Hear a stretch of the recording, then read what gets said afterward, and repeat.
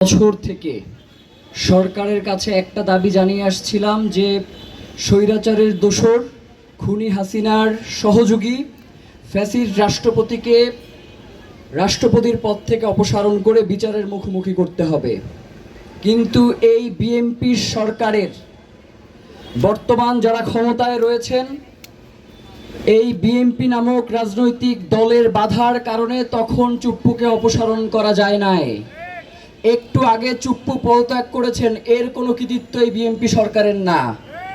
কারণ তখন যদি বিএনপি বাধা না দিত তখনই চুপ্পুর পদত্যাগ হয়ে যেত।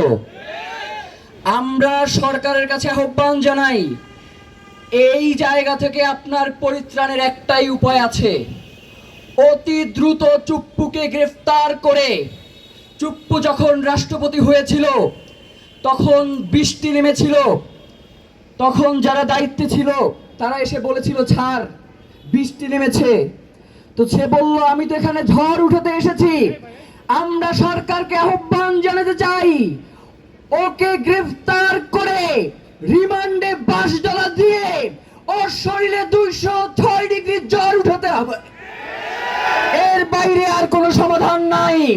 যদি তাকে সেফ এক্সিট দেওয়ার কোনো চেষ্টা করা হয়, আমরা ইনকিলাব মঞ্চ বাংলাদেশের সকল আপামর জনসাধারণকে সাথে নিয়ে এই সরকারের বিরুদ্ধে রাস্তায় অবতীর্ণ হতে বাধ্য হব।